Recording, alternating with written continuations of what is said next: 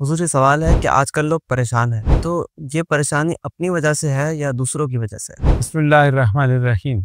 सवाल आपका बहुत अच्छा है। देखिए, परेशानियाँ अपनी वजह से भी हैं और दूसरों की वजह से भी। लेकिन जब हम गौर करते हैं ना, तो इस माशरे में ज़्यादातर लोग अपनी वजह से परेशान हैं। हाँ। अब आप कहेंगे अपनी वजह से क्यों परेशान?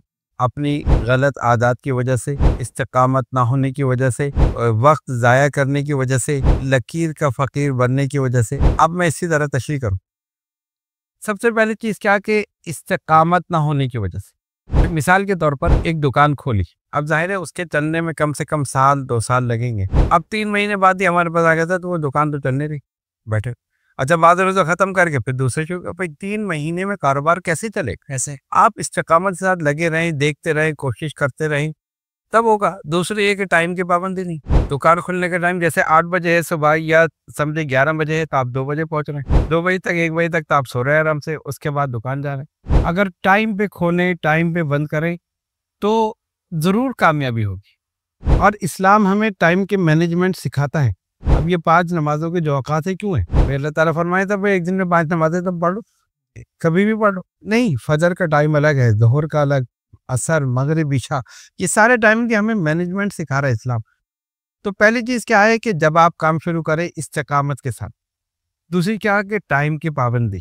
तीसरी क्या कि आप ये देखें कि आपका कौन-सा अमल है जिसकी वजह से नुकसान हो रहा है। झूठ कारोबार में शामिल है, और झूठ से सरकार ने फरमाया तुज्जारुहुमुल फुज्जार, जो ताजिर हैं वो फाजिर हैं। इसीलिए कहा सारे नहीं है, मतलब इसलिए अक्सरियत आप देखें झूठ है। कल दे देंगे, कल आए तो कहना परसों दे देंगे, वो आए तो फिर महीना गुजर गया, साल गुजर गया। एक आदमी पैसा रोकता है, आगे की पूरी चेन रुक जाती है। जी। ठीक है ना? अब आपको मुझसे लेने मैंने मना किया, अब आपको आगे जो देना है वो रुक गया, उसको जो आगे देना है रुक गया। यानी मेरी वजह से पूरी चेन रुक गई। बिल्कुल ऐसा ही। तो इसलिए जिसका देना हो, एक तो आप वादा ना करें, सही बात। और अगर वादा करें तो वादा पूरा करें। जब आपके पास हो आप फ़ौरन दे दें। एक पहली बात तो ये है कि देने की नियत भी रखें। जी। देने की नियत ही नहीं होती कि भाई इसकी टोपी उसके सर पे, उसकी टोपी इसके सर पे, और वो करके दूसरे का पैसा रोक के कारोबार करना। इस वजह से उधारी अब आप देखें कितनी चढ़ जाएगी, तो कैसे होगा? एक आदमी है उसके पास इतना नहीं है, अगर लाखों रुपए करोड़ों पीछे है तो चलो भाई लगाता जा रहा, लेकिन कहाँ तक? एक आदमी, उसकी एक लिमिट है कि वो 10 लाख तक लगा सकता है या 5 लाख। अब वो 5 लाख या 10 लाख अगर उसके फँस गए, तो वो क्या करेगा? बिल्कुल ऐसा। तो बैठ गए ना। तो ये चीज़ है। तीसरी चीज़ क्या है? लकीर का फ़कीर होना। एक शोबे में है ना, बस हम तो यही करेंगे, इसके अलावा हम कुछ नहीं करेंगे। या तो आप उसी शोबे में, उसी लाइन में आप आगे बढ़ें, जो आपकी फ़ील्ड है। या आप इधर-विधर अगर आप देख रहे हैं, तो उसमें कोशिश करें, मेहनत करें, उसमें भी इस तरह से सर्च करें। देखें, हाथ पैर हिलाए ना, हरकत में बरकत। लैसल इंसान इल्ला मा सा, इंसान के लिए वही कुछ है जिसके लिए कोशिश करे। कोशिश ही नहीं करते। नहीं, अगर ये होगा तो होगा, नहीं होगा तो नहीं होगा, ये ऐसे कैसे? जी। अब मिसाल के तौर पे बाद लोग कहते हैं अगर हम बाहर जाएँगे तो ज़िंदगी बनेगी। जी। यहाँ जाके तो नहीं बनेगी, यहाँ तो हम मकान भी नहीं बना सकते। अरे भाई, पाकिस्तान में लोग रह रहे हैं, यहीं लोगों ने करोड़ों अरबों रुपए कमाया, यहीं लोगों के मकान थे, सब कुछ है, और आप क्यों नहीं कर सकते? जी। नहीं कर सकते, हाथ पैर नहीं मारना चाहते। और आप देख लें कि जो लोग मुस्तकिल कोशिश में लगे हुए हैं वो कामयाब है। इधर देखा तो यहाँ किया, यहाँ देखा तो यहाँ किया, जहाँ भी वो कामयाब हो रहा है।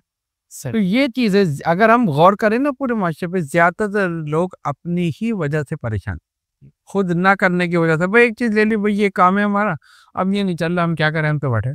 तो भाई आप और कोई काम देख लें, इसके इससे रिलेटेड आप कोई देख लें, इसके अलावा देख लें, कुछ नहीं। बहुत से काबिल लोग हैं, पढ़ा सकते हैं, लेकिन नहीं पढ़ा। जी। आजकल तो ऑनलाइन है, आप ऑनलाइन, और हमने ऐसे भी लोगों को देखा कि काम ही चल रहा है, उन्होंने ऑनलाइन पढ़ाना शुरू कर दिया, वहाँ से इनकम हो रही है, ये नहीं तो दूसरा कर दिया, कहीं ना कहीं से इनकम चल रही है। तो जो हिम्मत कर रहा है, कोशिश कर रहा है, वो कामयाब है, और जो हाथ पे हाथ धरे बैठे हुए हैं, वो नाकाम। तो लोगों को ये बताना है कि आप लकीर के फ़कीर न बने, कोशिश करें, मेहनत करें आगे बढ़ने की, अल्लाह ताला बिल्कुल मदद करे। सबसे पहले तो नमाज की पाबंदी करें, क्योंकि रब से ताल्लुक मजबूत होना चाहिए। उसके बाद ताल्लुक होना चाहिए बंदों से, और बंदों से यही है कि मामलात में इंसान दुरुस्त रहे, झूठ ना बोले, जिसको देना है दे, और देने की नियत भी रखे, कर्जदार खुद भी ना हो, दूसरे को भी ना करे। बहुत सारी चीज़ें हैं ना, तो इन तमाम मामलात को दुरुस्त रखे तो कामयाब।